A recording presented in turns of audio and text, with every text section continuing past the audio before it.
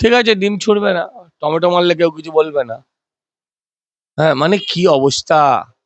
এ বলেছিল গুলি ছুড়বে, ডিজে বাজাবে, আর বলছে ডিম যেন কেউ না ছোড়ে। আহা গো! হ্যাঁ, এই নিয়ে রাজনীতি করবে এরা।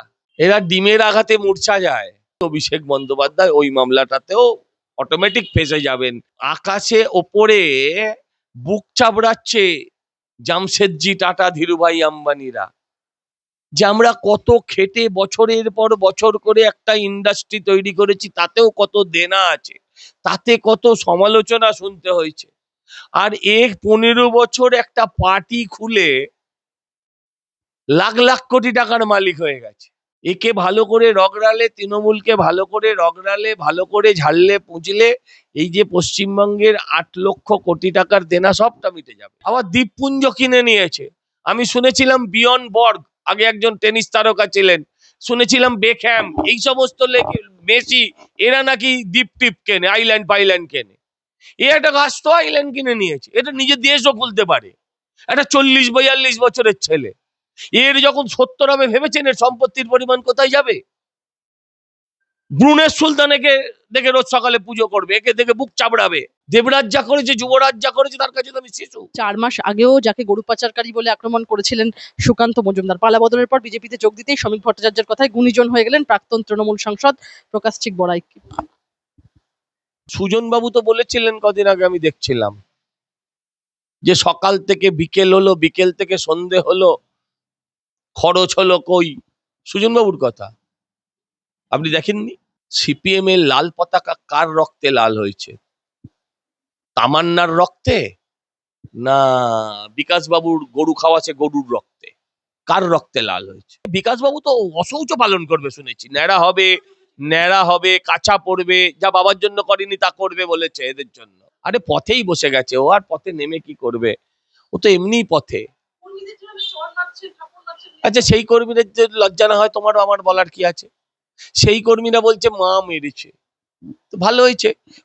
কুণাল ঘোষ বলছে মায়ের মতো। আচ্ছা, মা জেল কাটিয়েছে, তোরা তোর আগের কি ছিল তাহলে? তোকে তো সংশোধন করার জন্য মা জেল কাটিয়েছিল। ঠিক আছে, ডিম ছুড়বে না, টমেটো মারলে কেউ কিছু বলবে না। হ্যাঁ, মানে কি অবস্থা! এ বলেছিল গুলি ছুড়বে, ডিজে বাজাবে, আর বলছে ডিম যেন কেউ না ছোড়ে। আহা গো! হ্যাঁ, এই নিয়ে রাজনীতি করবে এরা। এরা ডিমের আঘাতে মূর্ছা যায়। হ্যাঁ, এরা রাজনীতি করতে চায় পশ্চিমবঙ্গে, তাও বিরোধী রাজনীতি।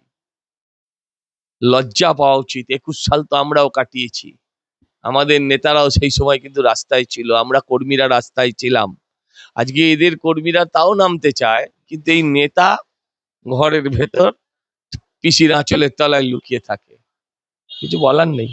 দাদা, নমুনা দিতেও, কণ্ঠস্বরের নমুনা দিতে রাজি হলেও কিন্তু অভিষেক বন্দ্যোপাধ্যায়ের তরফে একটা আর্জি ছিল যে তার কণ্ঠস্বর যাতে অন্য কোনো মামলার ক্ষেত্রে ব্যবহার করা না হয়, সেই আর্জিতেও আমল দিলেন না হাইকোর্টের বিচারপতি। কেন তিনি আবদার করলেন বলে?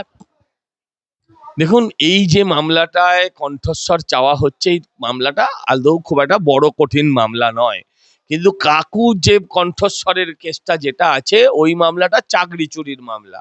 ওই মামলায় এটা যখনই স্যাম্পেলটা ম্যাচ করানো হবে, তখনই আপনি নিশ্চিন্তে থাকবেন, তখনই অভিষেক বন্দ্যোপাধ্যায় ওই মামলাটাতেও অটোমেটিক ফেঁসে যাবেন। যার জন্য উনি প্রথমেই স্বীকার করে নিয়েছেন, হ্যাঁ, এই ডিজে বলার যে মামলাটা, ডিজে বাজানো হবে, 4 তারিখের পর এই ধোলাই হবে, পেটাই হবে, এই জাতীয় যা যা কথা বলেছেন, তিনি নিজেই স্বীকার করে নিয়েছেন এটা আমারই গলা। উনি স্বীকার করেছেন আমার গলা। কিন্তু এই যে স্যাম্পেলটা দেবেন, এই স্যাম্পেলটা যে থেকে যাবে, আর এই স্যাম্পেলটা যে কাকুর স্যাম্পেলের সঙ্গে যখন ম্যাচ করে যাবে, আর এখানেও নিজেই বলেছে যখন আমার গলা, তখন প্রশ্নাতীত হয়ে যাবে যে এই পুরো দুর্নীতির সাথে অভিষেক বন্দ্যোপাধ্যায় কিভাবে জড়িত। আমরা দেখলাম যে যখন এই কণ্ঠস্বরের নমুনা নিয়ে বিভিন্ন তরজা হচ্ছে, ঠিক সেই সময় কিন্তু রীতিমতো কালীঘাট তৃণমূলের সাধারণ সম্পাদক অভিষেক বন্দ্যোপাধ্যায় যখন জেরবার হচ্ছেন, তৃণমূলের ফ্রিজ করা 3টি অ্যাকাউন্টের একটিতেই 420 কোটি টাকার হদিশ পেল কেন্দ্রীয় তদন্তকারী সংস্থা, এবং আর ওই ব্যাংক অ্যাকাউন্ট খতিয়ে দেখতে গিয়ে ইডি জানতে পেরেছে যে ওই অ্যাকাউন্টের চেক সই করার ক্ষমতা, অর্থাৎ সাইনিং অথরিটি রয়েছে অভিষেক বন্দ্যোপাধ্যায়, এআইটিসির নামে বেসরকারি ব্যাংকে রয়েছে ওই অ্যাকাউন্ট। কি বলবেন? আরে এই যে 400 কোটি টাকা নিয়ে আলাদা আলোচনা করছে, এদের নাকি 5,000 কোটি টাকার ফিক্সড ডিপোজিট বেরিয়েছে, আস্ত প্লেন বেরিয়েছে, আজ তো হেলিকপ্টার বেরিয়েছে, হ্যাঁ, আকাশে ওপরে বুক চাপড়াচ্ছে জামশেদজি টাটা, ধীরুভাই আম্বানিরা, যে আমরা কত খেটে বছরের পর বছর করে একটা ইন্ডাস্ট্রি তৈরি করেছি, তাতেও কত দেনা আছে, তাতে কত সমালোচনা শুনতে হয়েছে। আর 15 বছর একটা পার্টি খুলে লাখ লাখ কোটি টাকার মালিক হয়ে গেছে। ভাবা যায়? একে ভালো করে রগড়ালে, তৃণমূলকে ভালো করে রগড়ালে, ভালো করে ঝাড়লে পুঁজলে, এই যে পশ্চিমবঙ্গের 8 লক্ষ কোটি টাকার দেনা সবটা মিটে যাবে।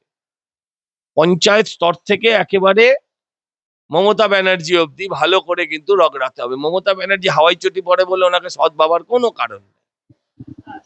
এই যে মোট এই 420 কোটি টাকা ছাড়াও টোটাল 1,000 কোটি টাকার আরে ছাড়েন 1000 কোটি, আরে যুবরাজের টাকা নিয়ে আলোচনা করছেন কেন? দেবরাজের ঘরে নাকি 1300 কোটি। আরে লোকে তো বলে টাকার পাহাড়, আগে বলতো চাঁদের পাহাড়, তৃণমূল আসার পরে হলো টাকার পাহাড়। হ্যাঁ, এ তো আস্ত পাহাড় কিনে নিয়েছে। দ্বীপপুঞ্জের নাম, হ্যাঁ, দ্বীপপুঞ্জ। আবার দ্বীপপুঞ্জ কিনে নিয়েছে।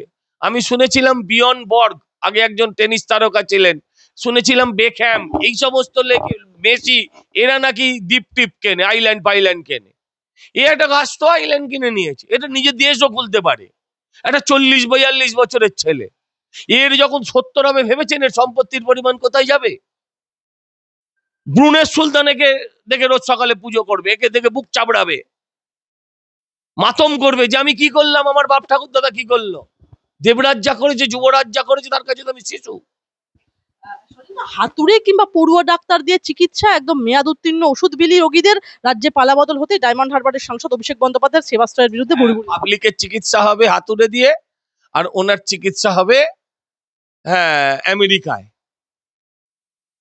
এই হচ্ছে অবস্থা। যে ওনাকে ভোট দিয়ে চেয়ারে বসিয়েছে তাদের চিকিৎসা হবে হাতুড়ে ডাক্তার দিয়ে, আর যে চেয়ারে বসেছে তার চিকিৎসা হবে আমেরিকার সর্বশ্রেষ্ঠ হাসপাতাল থেকে। এ আমার পশ্চিমবঙ্গেই সম্ভব। 4 মাস আগেও যাকে গরু পাচারকারী বলে আক্রমণ করেছিলেন সুকান্ত মজুমদার, পালাবদলের পর বিজেপিতে যোগ দিতেই শ্রমিক ভট্টাচার্যের কথায় গুণীজন হয়ে গেলেন প্রাক্তন তৃণমূল সাংসদ প্রকাশ চিক বড়াই। বলার মতো আর কিছু রাখেনি এই বিষয়ে। দলে যোগ দেওয়ার 2 ঘন্টার মধ্যেই তাদের রাজ্যসভার প্রার্থী করার বিজ্ঞপ্তি প্রকাশ বিজেপির। ভালো তৃণমূল এখন বিজেপির সাংসদ হয়ে রাজ্যসভায় যাবেন, এই নিয়ে দলের কর্মীদের তীব্র ক্ষোভ তৈরি হয়েছে। দলেরও চিন্তা ভাবনা আছে, কর্মীদেরও খুব স্বাভাবিক। দলের চিন্তা ভাবনাও নিশ্চয়ই কিছু আছে, কর্মীদেরও খুব স্বাভাবিক। ছোটবেলায় বাবা যা করতেন আমার মনে হতো ভুল করছেন, পরে বড় হয়ে বুঝেছি বাবা ঠিক করেছিলেন, আমি ভুল ছিলাম। সেরকম আজকে আমাদেরও মনে হচ্ছে, কর্মীদেরও মনে হচ্ছে এটা করার কি খুব দরকার ছিল। আবার একদল ইচ্ছা করে মনেও করাচ্ছে, খোঁচাচ্ছে। একটা দল তার পলিটিক্যাল কারণে, তারা কিন্তু বিজেপি নয়, তারা মাথা চারা দেওয়ার চেষ্টা করছে। দাদা, রাজ্যসভায় কি বিজেপির সংখ্যা নেই? আর যদি থাকে তাহলে বিজেপিতে কি রাজ্যসভায় পাঠানোর মতো যোগ্য লোক নেই? যোগ্যতার প্রয়োজনও নেই। হাত তুলে তো সমর্থন করার দরকার, সমর্থনে ভোট দেওয়া দরকার। এখানে সুখেন্দু শেখর রায় ছাড়া বাকি লোক বক্তা নয়, কিন্তু দলের নিশ্চয়ই কোনো চিন্তা ভাবনা আছে। And I believe it strongly, আমার দল যে চিন্তা ভাবনা করবে সে চিন্তা ভাবনা আপাত দৃষ্টিতে অন্যরকম লাগলেও ভবিষ্যতে সেই চিন্তা ভাবনা ভারতবর্ষকে একটা নতুন পথের দিশা দেখাবে। যখন আমাকে দলে নিয়েছিল তখনও একদল লোক প্রশ্ন করেছিল, এখন যাকে নিচ্ছে তাকে ঘিরে আমরাও দুটো প্রশ্ন করছি।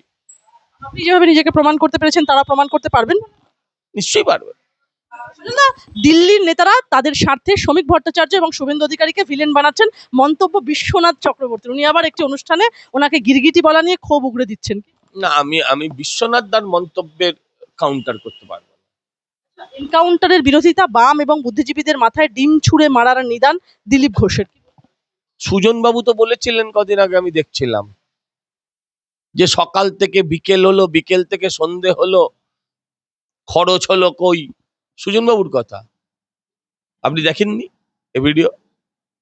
আমি দেখাতে পারি আপনি চাইলে। সুজন বাবু বলেছেন।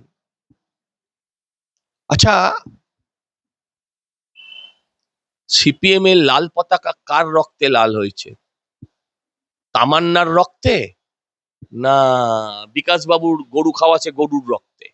কার রক্তে লাল হয়েছে আমি জিজ্ঞাসা করতে চাই। তামান্নার রক্তে না বিকাশ বাবুর খাওয়া গরুর রক্তে? তামান্নার রক্তে তো। তামান্নার মা কি বলছে সেটাই বিচার্য বিষয়।